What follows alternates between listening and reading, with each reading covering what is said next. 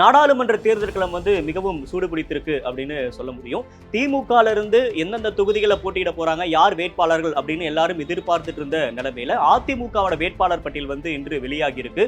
16 தொகுதியில யார் யாரெல்லாம் போட்டியிட போறாங்க அப்படின்ற அந்த பட்டியலை இன்னைக்கு அதிமுக தலைமை அலுவலகத்துல அதிமுகவோட பொதுச் செயலாளராக இருக்கக்கூடிய திரு எடப்பாடி பழனிசாமி அவர்கள் வெளியிட்டிருக்காங்க. முதற்கட்டமாக 16 தொகுதியில அதிமுக களமிறங்குறாங்க. அதற்கான வேட்பாளர் பட்டியல் வெளியாகி இருக்கு. இதுல கவனிக்க வேண்டியது என்ன அப்படின்னா, கடந்த முறை போட்டியிட்ட நிறைய சீனியர்ஸ்க்கு இந்த முறை வாய்ப்புகள் கொடுக்காம நிறைய புதுமுகத்தை அதிமுக முயற்சி பண்ணியிருக்காங்க. அந்த லிஸ்ட் என்னன்னு பார்க்கலாம். முதலாவதாக பார்க்கிறது சென்னை வடக்கு பொறுத்த வரைக்கும் ராயபுரம் மனோ அவர்கள் போட்டியிடுறாரு. அதே போல சென்னை தெற்க பொறுத்த வரைக்கும் ஜெயவர்தன் அவர்கள் எல்லாரும் எதிர்பார்த்தது தான், ஜெயவர்தனுக்கு தான் சீட்டு கொடுப்பாங்க அப்படின்னு. அதே மாதிரி ஜெயவர்தனும் கடந்த முறை கண்டஸ்ட் பண்ணி இந்த முறையும் அவரே அந்த இடத்துல போட்டியிடுறாரு.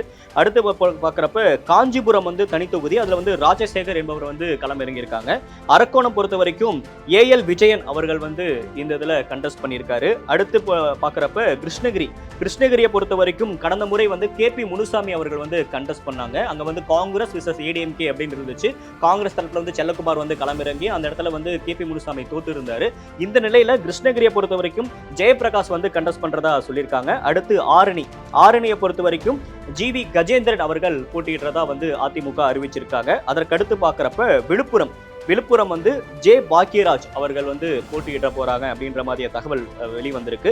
அடுத்து சேலத்தை பொறுத்த வரைக்கும் பி விக்னேஷ் அவர் போட்டியிடுறாரு. இந்த தொகுதி பொறுத்த வரைக்கும் ரொம்ப ஸ்ட்ராங்கா இருக்கக்கூடிய ஒரு தொகுதி. அதனால எடப்பாடி பழனிசாமியோட சொந்த மாவட்டம் அப்படின்றனால ரொம்ப கூடுதல் கவனம் கொடுத்து விக்னேஷ் அவர்களை களம் இறக்கி இருக்கிறதா சொல்லப்படுது. அடுத்து பார்க்குறப்ப நாமக்கல் எஸ் தமிழ்மணி அவர்கள் களமிறங்க போறாரு. அதுக்கடுத்து பார்க்குறப்ப ஈரோடு பொறுத்த வரைக்கும் ஆற்றல் அசோக் குமார் அப்படின்றவர் கண்டஸ்ட் பண்றதா சொல்லப்படுது. அடுத்து கரூர், கடந்த முறை கரூர்ல தம்பிதுரை அவர்கள் போட்டியிட்டாரு. இந்த தடவை கரூரை KR தங்கவேல் அவர்கள் போட்டியிட போறாரு. அடுத்ததாக சிதம்பரம் சந்திரகாசன் என்பவர் போட்டியிட போறாரு. இதற்கு அடுத்ததாக நாகப்பட்டினம் சுர்ஜித் சங்கர் அப்படின்றவர் போட்டியிட போறாரு. அடுத்ததாக மதுரையை பொறுத்த வரைக்கும் எல்லாரும் அதிகமா பேசிட்டு இருந்தது சரவணன் அவர்களுக்கு தான் வாய்ப்பு கொடுப்பாங்க அப்படின்னு. அதே மாதிரி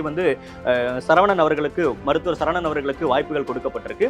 தேடி அப்படின்றது கடந்த முறை ஓ பன்னீர்செல்வத்தோட மகனாக இருக்கக்கூடிய OP ரவீந்திரநாத் அவர்கள் போட்டியிட்டாரு. அந்த தொகுதி ரொம்ப கூடுதல் கவனம் பெற்ற ஒரு தொகுதி.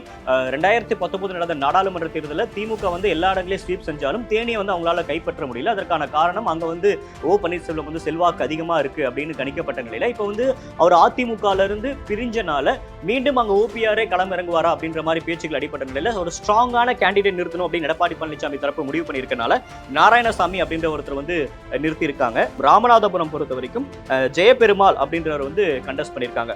ஓவராலா 16 தொகுதிகளில் அதிமுக களமிறங்க போறாங்க. இதை தாண்டி கூட்டணிகளுக்காக இருக்கக்கூடிய STPIக்கு ஒன்னும் கிருஷ்ணசாமி கட்சியாக இருக்கக்கூடிய புதிய தமிழகம் கட்சிக்கு ஒரு தொகுதி ஒதுக்கதா சொல்லியிருக்காங்க. அதை தாண்டி தேமுதிகக்கு 5 தொகுதிகள் ஒதுக்கப்படும் அப்படின்னு